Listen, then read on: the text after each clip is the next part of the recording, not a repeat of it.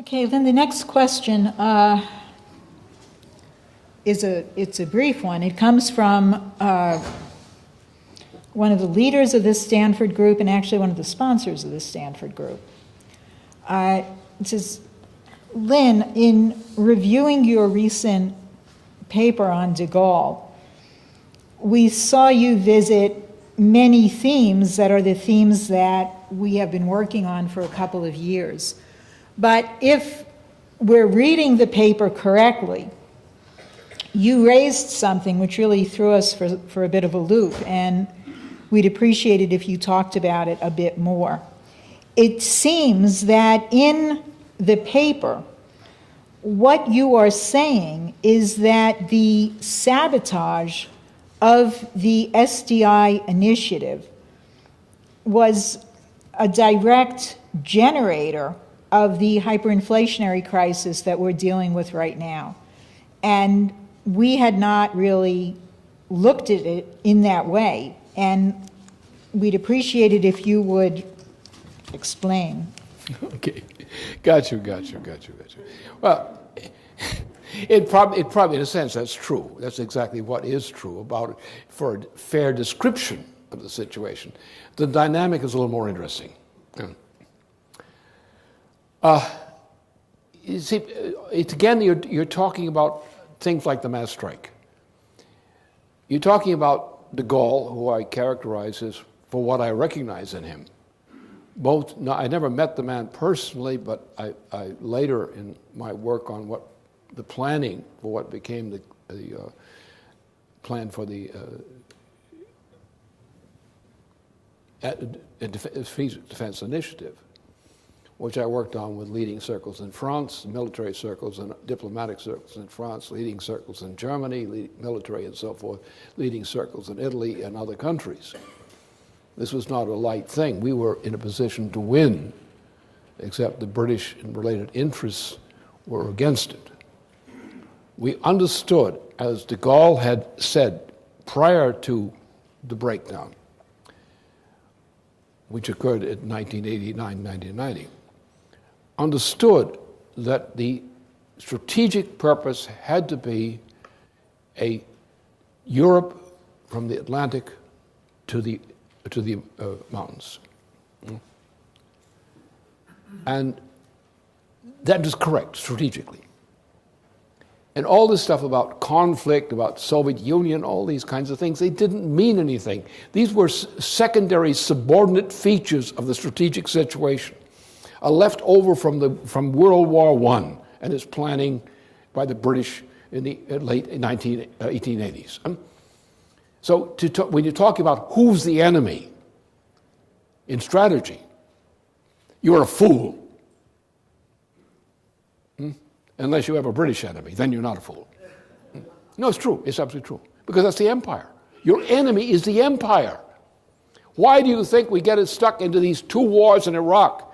These crazy wars that have gone on with the Soviet Union and with us in the mountains. Why do we get stuck with these things? Why did we go into the war in Indochina? There was no reason for us to go into a war in Indochina. The thing had been assessed by experts. President Kennedy was not going to happen. Douglas MacArthur said, this is idiocy. Don't go into it. No land war in Asia for the United States. The only way they got the war was by killing Kennedy. And don't kid yourself. It was those who wanted the war, the United States to go down, who killed Kennedy because Kennedy would not allow that war to start. And Johnson only allowed it because he was terrified that he was going to be killed next. And when Kennedy's brother was about to win the nomination for the presidency, they killed him too. That's the reality of these things. And so we're in that kind of situation. We're in a war.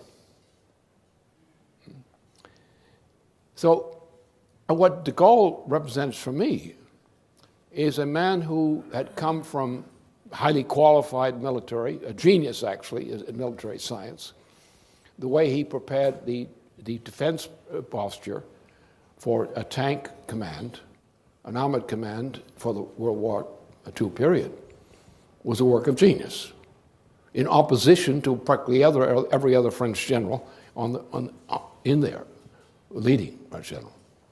The way he conducted himself in the period where he was operating out of Britain and in North Africa was actually also a work of genius. He developed, but then his rear view of what had happened then in approaching the new condition of warfare, he showed himself as risen to a much higher level of insight than he'd had in an earlier stage.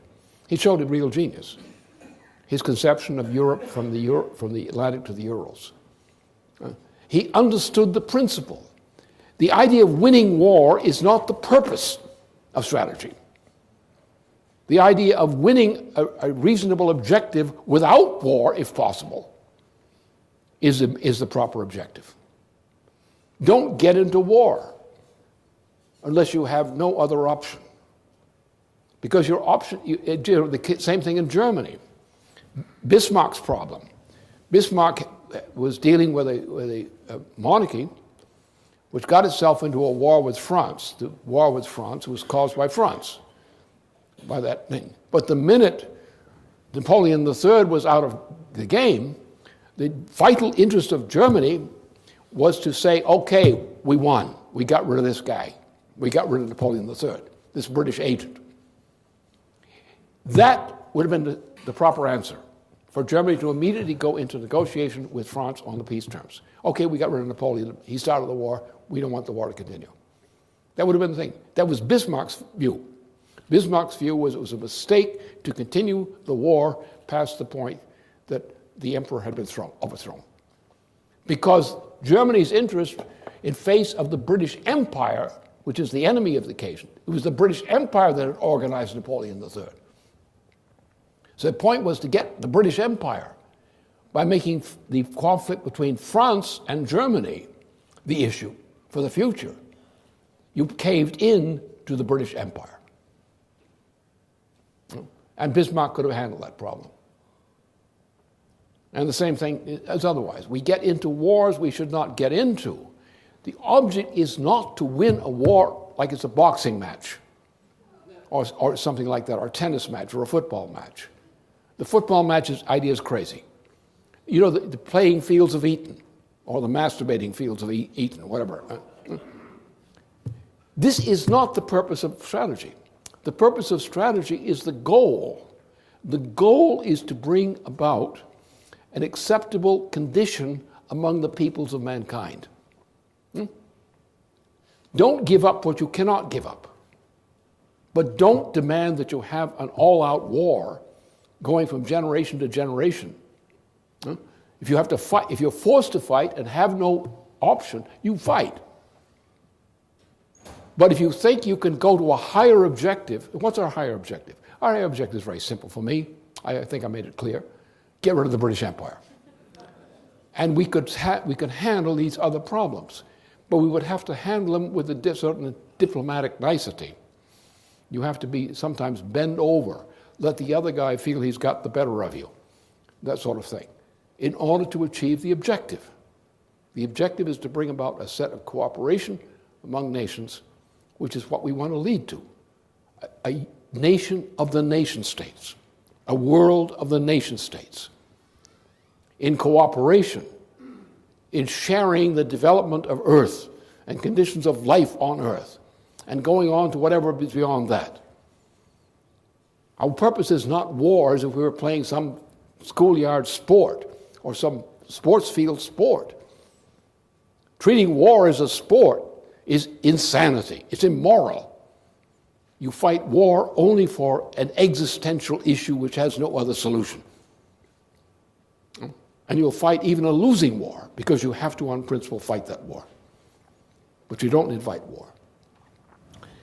So the point here in my concern is exactly that. I understand the Soviet Union. I understand Russia, not perfectly, but I know enough. I've dealt with it enough, and I've done enough analysis of the Soviet system and the Russian system. I know it works. I know the incompetence, I know the problems. So what? I say, so what? Yeah, the Russians make this mistake. They make this mistake. They got a lousy this and a lousy that. They're stupid on this, but I got some friends in Russia who know better. And our objective is to build a community of sovereign nation states. And in question of Europe, the same thing. So my objectives were always in that direction, but I never had the objective of saying, I know how to win this war. I know what war is like. I've done enough experience with dealing with this strategic question to know exactly what it's like. And if you know what it's like, you don't do it so damn easily. You don't go to war so damn quickly if you know what it's like. You know what it might lead to. And you don't prolong war beyond what you have to if you're forced to fight it. And that's what has to be. My view here is just simply that. My view is not the negative thing. My view is a positive view of what we had to achieve, knowing that if we didn't achieve it, we would find the negative factors would force us to act accordingly.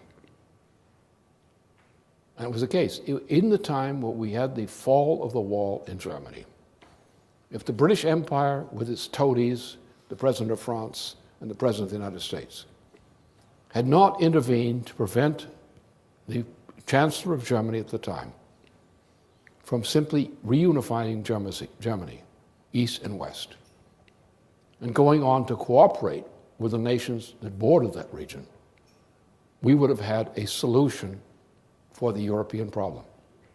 Not a perfect one, but a good one.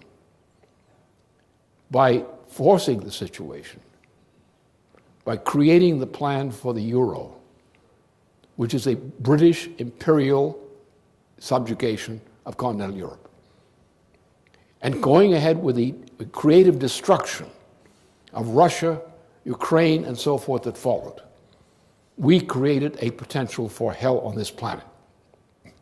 We avoided some of that hell. But now we are creating a worse hell under the British Empire's direction and control of the government of the United States. And that's the enemy, is the British Empire. Get the British Empire out of the picture, and we have the basis for coming to an accommodation among nations. It may not be perfect, but it's better than the alternative. That's all I was doing. I'm planning for the good future, which means you have to fight for that which is the opposite. All right.